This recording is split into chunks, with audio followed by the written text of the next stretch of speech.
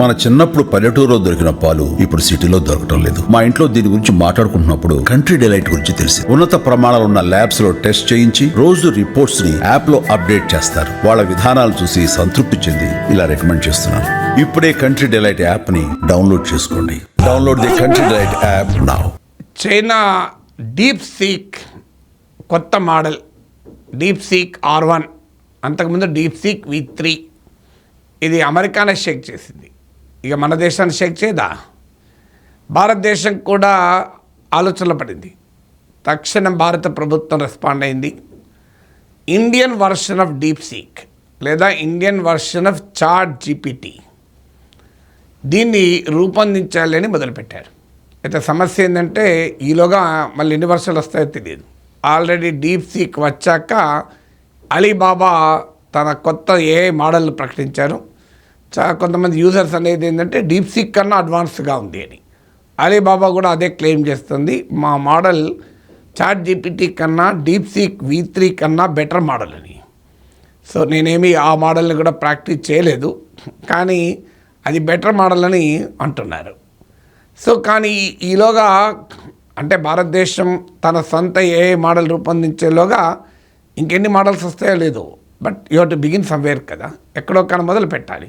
ఏమో మన దేశమే చాట్ GPT అలాగే డీప్ సీక్ ఇప్పుడు అలీబాబా తయారు చేసేది వీటన్నిటికన్నా బెటర్ తయారు చేస్తారు. గూగుల్ జెమినాయ్, మెటా, లామా వీటన్నిటికన్నా బెటర్ తయారు చేస్తే మాకు తెలియదు. భారత ప్రభుత్వం ప్రకటించింది ఈ దిశగా ఇండియన్ AI మోడల్ దిశగా కార్యక్రమాన్ని మొదలు పెడుతున్నామని.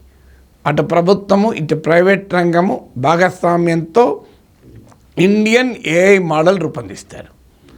ఎందుకంటే ఆర్టిఫిషియల్ ఇంటెలిజెన్స్లో ఉండే సమస్య ఏంటంటే ఒకటి డేటా ప్రైవసీ, దాని యూజర్స్ డేటా. ఇప్పుడు డీప్ సీక్ వాడే వారి డేటా మొత్తం చైనా కంపెనీ కనుక ఆటోమేటిక్గా చైనా ప్రభుత్వం కంట్రోల్లో ఉంటుంది.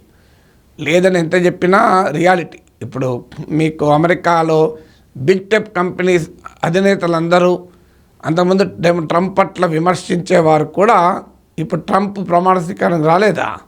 మార్క్ జుకర్బర్గ్ వెళ్ళి ట్రంప్ దగ్గర పోయి డిన్నర్ చేశాడు. సామ్ ఆల్ట్మాన్ వీళ్ళంతా గతంలో ట్రంప్ పట్ల వ్యతిరేకంగా ఉన్న వాళ్ళే. ఇప్పుడు అందరూ ట్రంప్ చేయకొడుతున్నారు.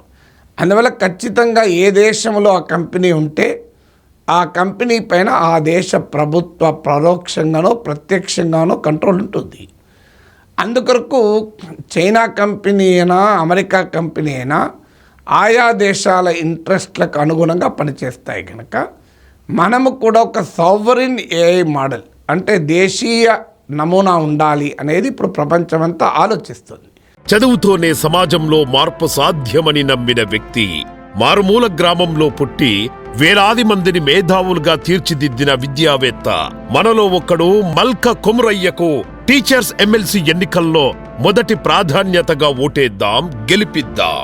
అందుకు దిశగా భారత ప్రభుత్వం కూడా అడుగులు మొదలుపెట్టింది. వెరీ సిగ్నిఫికెంట్ అడుగులు.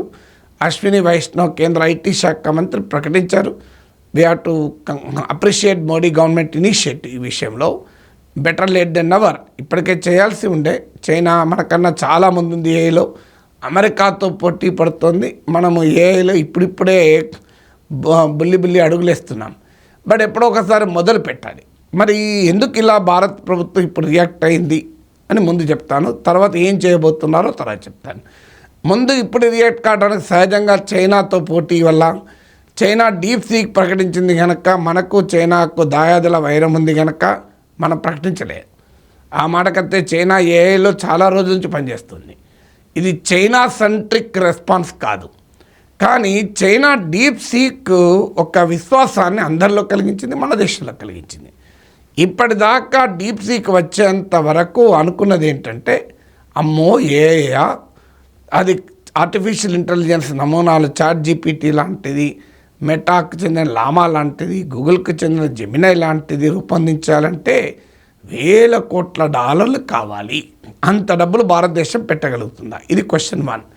ప్రభుత్వం కానీ ప్రైవేట్ రంగం కానీ. ఉదాహరణకు ఇప్పుడు మెటా తాను సృష్టించిన సాఫ్ట్వేర్ లామా, ఇప్పుడు మీకు వాట్సాప్లో మెటా AI ప్లాట్ఫామ్ వస్తుంటుంది, మోడల్ వస్తుంటుంది. సో లామా ట్రైన్ చేయడానికి లార్జ్ లాంగ్వేజ్ మోడల్ లామాను రూపొందించడానికి $60 మిలియన్ ఖర్చు పెట్టారు. అంటే $6 కోట్ల ఖర్చు పెట్టాల్సి వచ్చింది. సో ఇంత పెద్ద ఎత్తున పెట్టినాక అది సక్సెస్ అవుతుందో లేదో తెలియదు. ఈలోగా కొత్త వాడొచ్చి కొట్టేస్తాడో లేదో తెలియదు. అందువల్ల భారతదేశంలో ఇంత పెద్ద రిసోర్స్ మనం పెట్టగలమా అనే ఒక అనుమానం ఉండేది. ఇండియన్ ప్రైవేట్ సెక్టర్ కంపెనీస్, మన ఇన్ఫోసిస్లు, మన విప్రోలు, మన టీసీఎస్లు కూడా ఆ లెవెల్ ఆఫ్ ఏఐ మోడల్ తయారు చేస్తే ముందుకు రాలే. అసలు అంతటి ఏఐ మోడల్ మనకు అవసరమని కూడా చాలామంది వాదించారు. కానీ డీప్ సీక్ ఈ ఈ బిలీఫ్ను కొట్టివేసింది. అంటే $1,000 కోట్ల అవసరము అన్న వాదనను తప్పని నిరూపించింది. ఎందుకంటే కేవలం $5.6 మిలియన్, అంటే $6 లక్షల, అంటే 60 లక్షల, 6 మిలియన్ డాలర్లు, అంటే 60 లక్షల డాలర్లకు రూపొందించింది. నేను ఇంతకుముందు చెప్పాను $60 మిలియన్ అంటే $6 కోట్ల, ఇది $6 లక్షల మాత్రమే, 60 లక్షల మాత్రమే. అంటే hardly 10% of what meta spent. దీంతో అందరికీ నమ్మకం కలిగింది. ఓహో, అంత ఖర్చు పెట్టాల్సిన అవసరం లేదా, బిగ్ ఇన్వెస్ట్మెంట్లు అవసరం లేదు, వీ కెన్ డూ ఇట్ అని మొదలయ్యారు. రెండవది ఏంటంటే టెక్నాలజీలు ఇప్పటికే ఓపెన్ ఏఐ, మైక్రోసాఫ్ట్ భాగస్వామ్యంతో ముందుంది కదా. చాట్ జీపీటీ, గూగుల్ వారు జెమినైతో ముందున్నారు కదా, మెటా వాళ్ళు లామాతో ముందున్నారు కదా. మనం ఎంత చేసినా వాళ్ళ దగ్గరికి పోగలమా, అందువల్ల ఈ టెక్నాలజీ రేస్లో మనం నిలబడగలమా అని ఒక భావన ఉండేది. కానీ డీప్ సీక్ నిరూపించింది ఏంటంటే ఇదొక చిన్న స్టార్టప్, చైనాలో ఒక స్టార్టప్ మాత్రమే. 2023లో మొదలైంది. కానీ ఇప్పుడు మైక్రోసాఫ్ట్, గూగుల్ వీళ్ళనే అడలెత్తించింది. అందువల్ల ఈ టెక్నాలజీ రేస్లో లేట్గా ఎంటర్ అయినా, లేటెస్ట్గా ఎంటర్ అయినా you can always do much better things. అంటే ఎస్టాబ్లిష్డ్ ప్లేయర్స్ని చూసి భయపడాల్సిన అవసరం లేదు. We can even overcome established players అని డీప్ సీక్ సక్సెస్ నిరూపించింది. ఇక థర్డ్ ఫ్యాక్టర్ ఏంటంటే అడ్వాన్స్డ్ చిప్స్ అందుబాటులో ఉంటే తప్ప మనం చేయలేము అని. వాస్తవంగా అమెరికా కూడా చైనా ఏ రంగంలో ముందుకు రాకుండా ఉండాలి కనుక చైనాను నిరోధించటానికి ఎన్విడియా అడ్వాన్స్డ్ చిప్స్ చైనాకు అమ్మకుండా ఉండాలి, చైనాకు యాక్సెస్ ఉండకుండా ఉండాలని ఆంక్షలు కూడా పెట్టింది. కానీ డీప్ సీక్ దాన్ని కూడా తప్పని నిరూపించింది. అంత సుపీరియర్ మోస్ట్ అడ్వాన్స్ చిప్స్ అవసరం లేకుండానే ఎన్విడియా అంతకు ముందు ఎప్పుడో తయారు చేసిన చిప్ను వాడి డీప్ సీక్ అడ్వాన్స్డ్ చిప్స్తో తయారైన ఏఐ మోడల్స్ కూడా క్వశ్చన్ చేసింది. చాట్ జీపీటీ లాంటి వారు, గూగుల్ లాంటి వాళ్ళు, మెటా లాంటి వాళ్ళు చాలా అడ్వాన్స్డ్ చిప్స్తో చేసిన పనిని డీప్ సీక్ అంతకన్నా ముందు చేసింది. అంటే మీకు సామాన్యుడి భాషలో చెప్పాలంటే BMW కారులో 120 కిలోమీటర్ల వేగంతో వెళ్తున్నారు. వెనకాల బండితో నువ్వు వెళ్ళాలి. అమ్మా నేను ఎప్పుడు వెళ్ళగలుగుతా, అది కూడా BMW కారుతో నేను ఎక్కడ పోటీ పడతా, 120 km/h ఎక్కడ పోటీ పడతా అని ఇప్పటిదాకా బండే స్టార్ట్ చేయలేదు. కానీ డీప్ సీక్ ఏం చేసింది, BMWకు 100 km రేస్తో పోవచ్చు, కానీ BMW కన్నా నేను ఎఫిషియెంట్గా వెళ్ళాను అనుకోండి, నాకున్న కెపాసిటీ. సో గల్లీలకు వెళ్ళి BMW పోవాలంటే టైం పడుతుంది, నేను గల్లీలకు వెళ్ళి తొందరగా బండి మీద వెళ్ళిపోతా. మనం ఎదురుగా కార్ వస్తే BMW కొంత ఆగి లేట్ చేయాలి, నేను పక్కదారులకు వెళ్ళి స్నీక్ అయిపోగలుగుతాను అని బండి తనకున్న ఎఫిషియన్సీని ఉపయోగించుకొని BMW కన్నా వేగంగా వెళ్ళిపోయింది. ఇది డీప్ సీక్ నిరూపించింది సామాన్యుడి భాషలో చెప్పాలంటే. అంటే ఒక హైవేలో ఒక ఫాస్ట్ మూవింగ్ కారును ఒక బండి ఓవర్లేక్ చేసేసింది. ఎందుకంటే ఒక ఎదురుగా లారీ వచ్చే వరకు బండి ఆగిపోతుంది, కారు ఆగిపోతుంది, బండి ఆగిపోదు, బండి పక్కకి వెళ్ళిపోతుంది. అందువల్ల ఆ రకంగా బండి తనకున్న ఎఫిషియన్సీని సంపూర్ణంగా ఉపయోగించి కారును దాటి వెళ్ళిపోయింది. దీంతో బండి ఉన్న వాళ్ళందరికీ కాన్ఫిడెన్స్ వస్తుంది. ఇప్పుడు మనకు అమెరికా లాగా కారు ఉన్న వాళ్ళం కాం, కానీ మనకు బండి ఉంది కదా, చైనా వాడు డీప్ సీక్ చేసిన మనం ఎందుకు చేయలేం అనే నమ్మకం వచ్చింది. అందువల్ల అడ్వాన్స్డ్ చిప్స్కి యాక్సెస్ లేకపోయినా, అంత కాస్ట్ మనం భరించకపోయినా we can also create wonders in a race అని నిరూపించబడ్డది. అందువల్ల ఈ 3 కారణాల రీత్యా భారత ప్రభుత్వం కూడా ఏదో చైనా వాడు చేసిందని తోటోడు తొడగోసుకుంటే నేను మెడగోసుకున్నా అని ఎవరు అనుకోకూడదు. ఇది nothing to do with China centric vision. Deep seek వల్ల క్రియేట్ అయిన ఈ అంతకుముందు ఏఐ ప్రపంచంలో బిగ్ టెక్ కంపెనీస్ సృష్టించిన మిత్తును డీప్ సీక్ బ్రేక్ చేసింది కనుక భారతదేశం కూడా తక్షణమే రియాక్ట్ అయింది. మనం ఇండియన్ వర్షన్ ఆఫ్ ఏఐ మోడల్ను, Indian version of ChatGPT లేదా Indian version of DeepSeek నువ్వు ఏమని అనుకో, ఇండియన్ వర్షన్ అలీబాబా తయారు చేసింది అనుకో, ఏమైనా పేరు పెట్టుకో, Indian version of Llama, Indian version of Gemini, ఏదైనా పేరు పెట్టుకో, ఇండియన్ వర్షన్ ఆఫ్ ఏఐ మోడల్ను తయారు చేసే పనిలో పడింది. ఇప్పుడు కేంద్ర ప్రభుత్వం చెప్పింది ఏంటంటే మేము 6 డెవలపర్స్ని గుర్తించాం, అంటే 6 కంపెనీస్ను, స్టార్టప్స్ కావచ్చు, కంపెనీస్ కావచ్చు, ఒక 4 to 8 months 4 నెలల నుంచి 8 నెలల వ్యవధిలో ఇండియన్ వర్షన్ ఆఫ్ ఏఐ రాబోతోంది అని టార్గెట్ పెట్టారు. It's a wonderful mission. అంటే త్వరలో మనము భారతీయ కంపెనీ మేము ఏఐ మోడల్, మా సొంత ఏఐ మోడల్ రూపొందించామని, ఇది మొదటిగా భారత ప్రభుత్వం. రెండవది, దీనికి మరి ఆల్రెడీ చాట్ జీపీటీ ఉంది, డీప్ సీక్ ఉంది, ఇంకోటి మనం ఎందుకు అంటే దీంట్లో 2 డైమెన్షన్స్. ఒకటి, ఇండియన్ కల్చరల్ సెన్సిబిలిటీస్ని దృష్టిలో పెట్టుకొని ఇండియన్ అవసరాలు, ఇండియాలో ఉన్న అనేక భాషలకు కంపాటబుల్ అయి ఉండేలా తయారు చేస్తారు. ఒకటి. 2, ఇండియన్ డేటా ప్రైవసీ ఉంటుంది, ఎందుకంటే ఇది ఇండియన్ కంపెనీ. ఇప్పుడు డీప్ సీక్ డేటాను కూడా ఇండియన్ సర్వర్లలో స్టోర్ చేయాలని భారత ప్రభుత్వం రూల్ పెట్టింది. ఇది ఇప్పుడు ఇండియన్ కంపెనీ కనుక ఇండియన్ కంపెనీ వద్ద ఉండే డేటా పైన ఫారిన్ గవర్నమెంట్స్ కంట్రోల్ చేయలేవు. ఏమైనా కంట్రోల్ ఉంటే మన ప్రభుత్వానికి ఉంటుంది. తర్వాత ఆ డేటా ట్రేడింగ్లో కూడా ఇండియన్ వర్షన్ ఉంటుంది. ఇప్పుడు మీరు ఉదాహరణకు డీప్ సీక్లో అరుణాచల్ ప్రదేశ్ నుంచి అడగండి, నాకేం తెలియదని చెప్తుంది. ఎందుకంటే భారతదేశం, అరుణాచల్ ప్రదేశ్ మన దేశంలో ఒక రాష్ట్రం, కానీ చైనా నాదని క్లెయిమ్ చేస్తుంది. అందుకే డీప్ సీక్ దానిపైన ఏం మాట్లాడదు, మీరు గమనించండి. సో అరుణాచల్ ప్రదేశ్ పైన మాట్లాడదు. మీరు చైనాలో తియన్మాన్ స్క్వేర్ ఇన్సిడెంట్ జరిగింది, దానిపైన మాట్లాడదు. మీరు అలాగే చైనాలో జింపింగ్ ప్రభుత్వం పైన మాట్లాడదు, ఎందుకంటే అది చైనా కంట్రోల్ ఉంటుంది. బహుశా మరి ఇండియన్ కంపెనీ తయారు చేసినవి కూడా వ్యవసాయ చట్టాలకు వ్యతిరేకంగా రైతు పోరాటం గురించి అడిగితే చెప్పదేమో, లేదా నరేంద్ర మోడీ పాలన ఎలా ఉంది అంటే చెప్పదేమో, తెలియదు. అది తయారైనాక చెప్పగలం. ఏ కంట్రీలో తయారైనా ఆ కంట్రీ సెన్సిబిలిటీస్కి అనుగుణంగా ఉంటుంది. అందువల్ల ఇండియన్ సెన్సిబిలిటీస్కి అనుగుణంగా ఈ ఇండియన్ ఏఐ మోడల్ రూపొందిస్తారు. రెండవది. మూడవది, మరి ఎలా రూపొందిస్తారు, ఇందులో ఎవరు పాత్ర పోషిస్తారంటే అందరూ పాత్ర పోషించేలేదు. ఒకటి, మన ప్రైవేట్ కంపెనీస్ ఇప్పటికే ఎన్విడియా నుంచి, అంటే ప్రపంచంలో ఎక్కడ ఆర్టిఫిషియల్ ఇంటెలిజెన్స్ రూపొందించాలన్నా అమెరికాకు చెందిన ఎన్విడియా కంపెనీ తయారు చేసే చిప్సే వాడాలి, ఇంకో మార్గం లేదు. ఇప్పటివరకు స్పెషలైజ్డ్ సెమీ కండక్టర్ తయారు చేసేది ఆ కంపెనీ ఒకటే. చైనా వాళ్ళు సొంత చిప్స్ కూడా తయారు చేయడం మొదలు పెట్టారు ఇప్పుడిప్పుడే. అది ఇండియా కూడా ఆ ప్రయత్నంలో ఉంది, కానీ it takes lot of time. ఇప్పటికిప్పుడైతే ఎన్విడియా రూపొందించిన చిప్స్నే కొనిపెట్టుకోండి. చైనా వాళ్ళు కూడా ఏం చేశారంటే ఈ అమెరికా ఆంక్షలు ఊహించి ముందే కొనిపెట్టుకున్నారు. ఇప్పుడు భారతదేశం కూడా అలా చిప్స్ను అక్వైర్ చేసి పెట్టుకుంది. ఎన్ని అక్వైర్ చేసుకుంది అంటే ఆల్రెడీ మన 10 ప్రైవేట్ కంపెనీల వద్ద 19,000 చిప్స్ ఉన్నాయని అంచనా. ఇది చాలా తక్కువ అనిపించవచ్చు, కానీ 10,000 చిప్స్తోనే చాట్ జీపీటీ రూపొందించింది ఓపెన్ ఏఐ. అందువల్ల 19,000 చిప్స్ అంటే కంప్యూటింగ్ పవర్. ఈ chip indicates certain extent of computing power. So అందువల్ల జీపీయూలు అంటారు.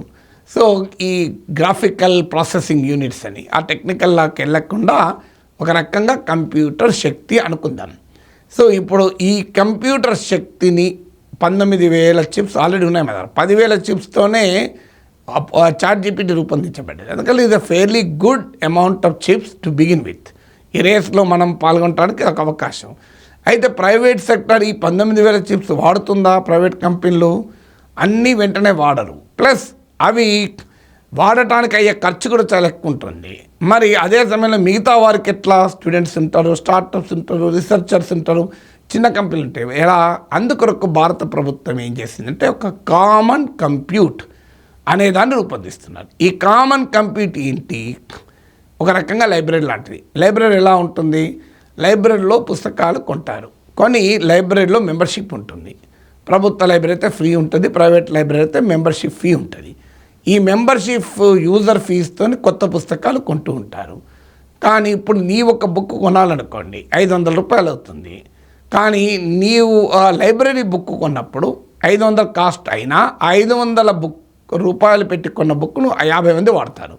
అందువల్ల అది 10 రూపాయలు పడుతుంది. కొన్ని రోజుల తర్వాత 500 వాడతారు, 1 రూపాయి పడుతుంది. అందువల్ల కాస్ట్ అంతా షేర్ అవుతుంది. కామన్ కంప్యూట్ కూడా అలాగే చిప్స్ లైబ్రరీ లాగా పనిచేస్తుంది. ఈ కామన్ కంప్యూట్ ఫెసిలిటీలో ప్రభుత్వం ప్రొక్యూర్ చేసిన చిప్స్ ఉంటాయి, ప్రైవేట్ కంపెనీలు ఇప్పుడు 19,000 చిప్స్ ఆల్రెడీ ప్రొక్యూర్ చేశారు కదా, అందులో వాళ్ళు వాడని కెపాసిటీ కూడా ఈ కామన్ కంప్యూట్కి అందుబాటులో ఉంచుతారు.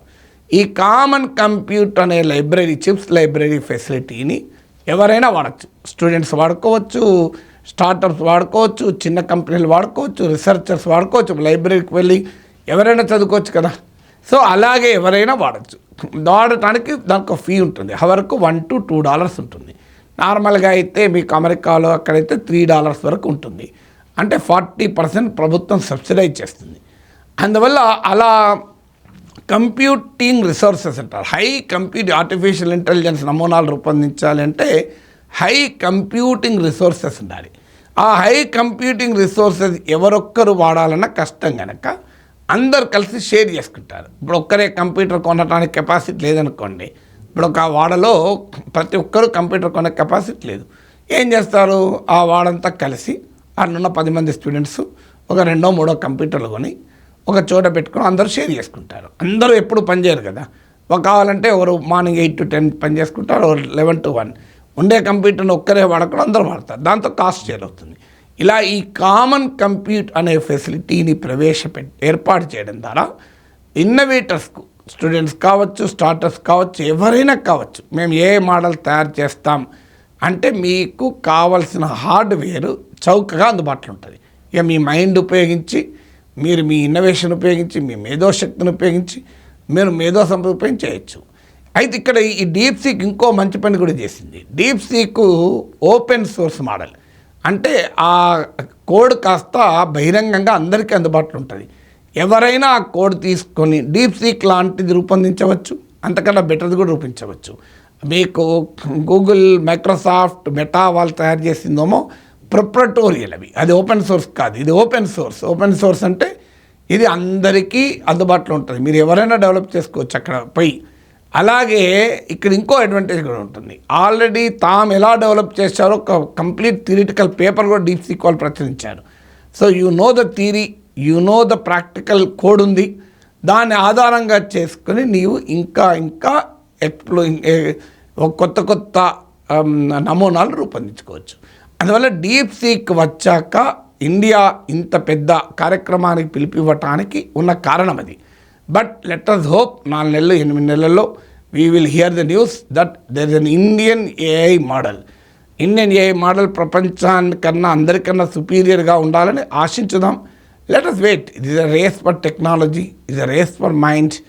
అందువల్ల ఎవరు వెనకపడే అవకాశం లేదు, ఎవరు ముందు పడే అవకాశం లేదు, ఎవరికి గుత్తాధిపత్యం లేదు, ఏ కంపెనీకి గుత్తాధిపత్యం లేదు, ఏ దేశానికి గుత్తాధిపత్యం లేదని డీప్సీక్ నిరూపించింది.